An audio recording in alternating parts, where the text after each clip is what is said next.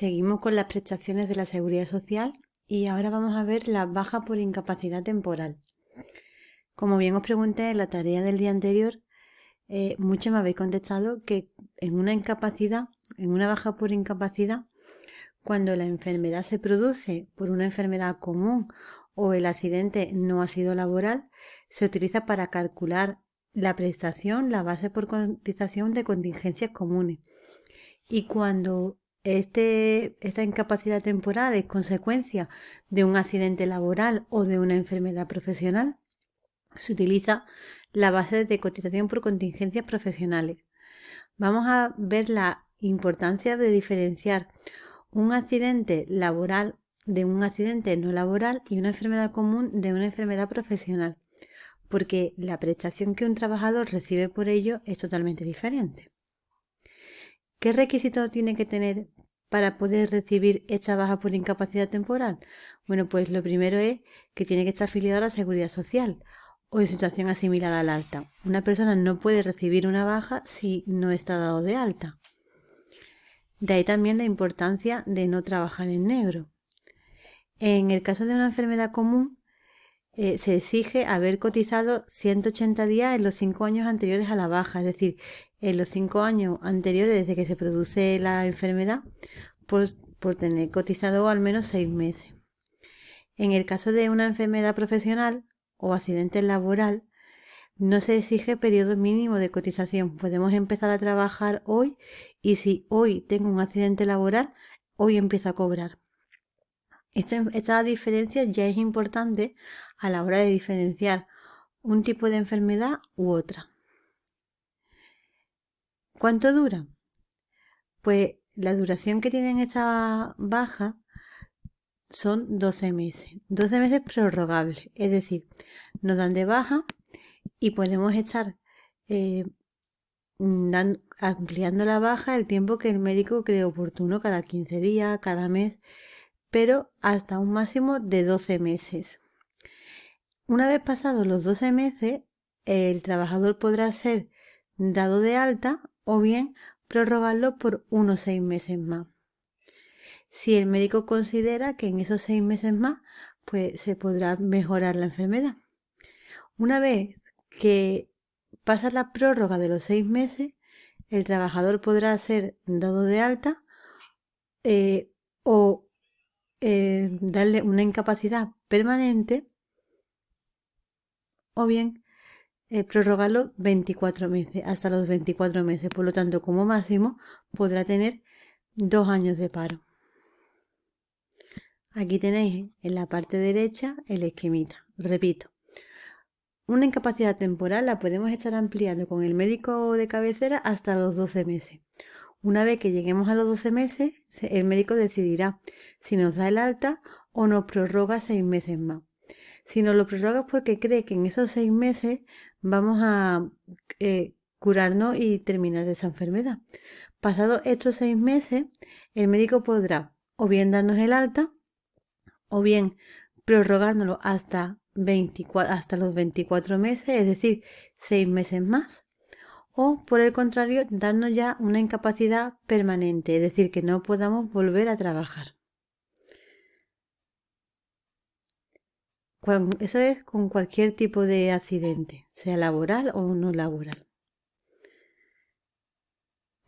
¿Y cuánto vamos a cobrar? Pues aquí también es importante la diferencia que hay entre una enfermedad común o accidente no laboral y una enfermedad profesional o accidente laboral. Lo primero que tenemos que saber es que la base reguladora, que es lo que nos va a indicar cuánto cobraríamos al día, dependiendo si se trata de uno u otro, pues habrá que utilizar la base de cotización de contingencias comunes o la profesional. Cuando es una enfermedad común, por ejemplo un resfriado o no sé, de pronto cogí una pequeña gripe y no puedo ir a trabajar, o bien un accidente no laboral, estoy en mi casa, me resbalo y me rompo la pierna. Ese accidente no ha sido provocado en el trabajo y esa enfermedad no ha sido derivada del trabajo. Ahí utilizamos la base de cotización por contingencias comunes. Si la dividimos entre los días cotizados el mes anterior, obtenemos la base reguladora, que es lo que a nosotros nos interesa.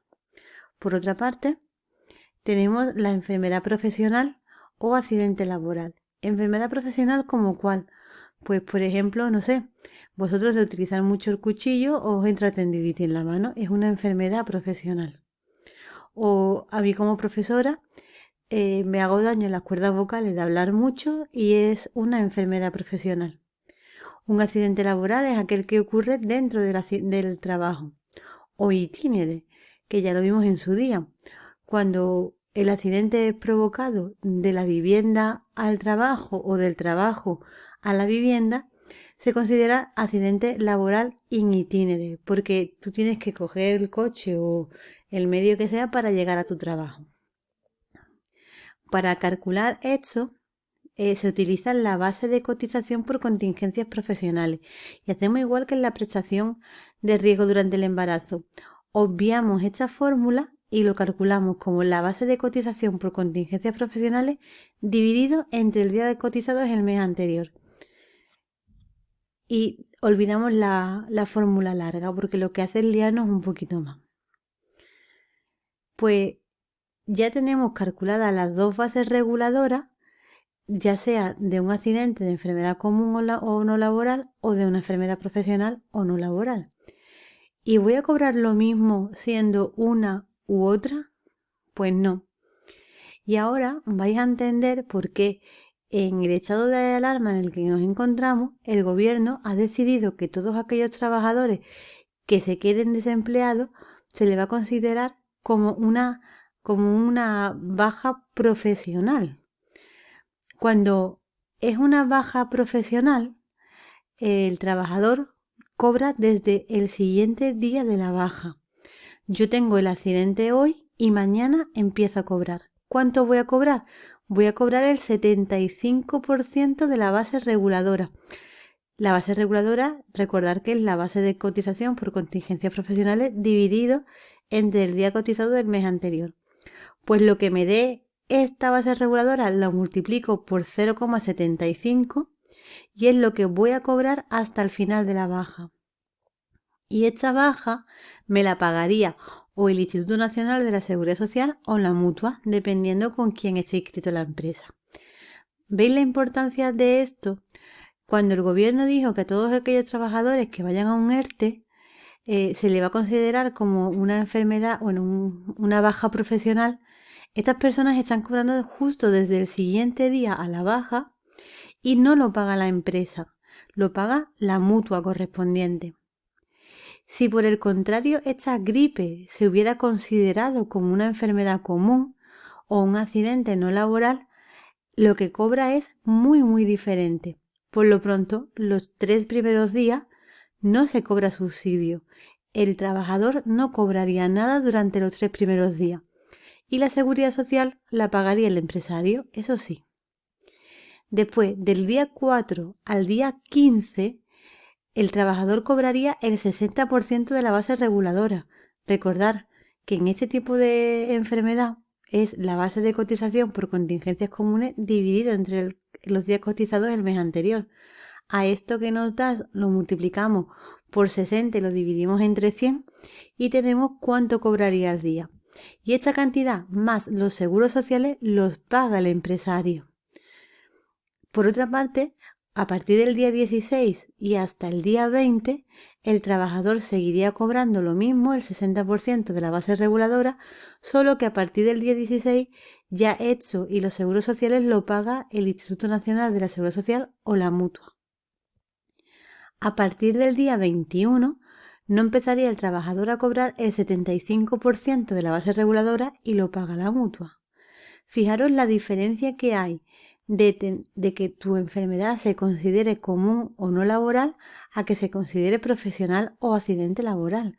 La cuantía que cobra el trabajador es totalmente diferente y para el empresario también lo es. Mira, aquí tenéis un ejemplo. Dice, una trabajadora se encuentra de baja durante 23 días por enfermedad común.